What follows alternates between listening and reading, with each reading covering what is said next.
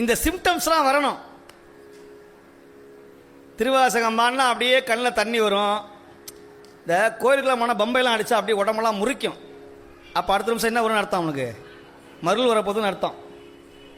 அந்த மாதிரி திருவாசகமோ தேவாரமோ பெருமானுடைய திருக்காட்சியோ கைலாய வாத்தியமோ எங்கே பார்த்தாலும் உடம்பெல்லாம் என்னமோ பண்ணும்.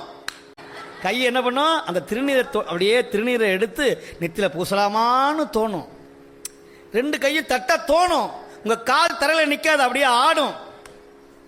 சிதம்பரத்தில் தேரும் திருவாரூர் தியாகேச பெருமானுடைய அந்த காட்சியும் பார்த்த மாத்திரத்தில் அருரான்னு சொல்ல தோணும். அப்படி தோணிடுச்சுன்னா நீங்க கவலையே படாதீங்க. உங்க மனசுக்குள்ள ஒருத்தன் வந்துட்டான், அவன் பின்னாடி இருக்கிறானே அவன்தான். அவன் வந்து ஜங்குன்னு குதிப்பான் உங்க நெஞ்சில. அப்போ ஓடவும் முடியாது, ஒளியவும் முடியாது, தாண்டவும் முடியாது. தாண்டவ பெருமான் வந்துட்டான்னா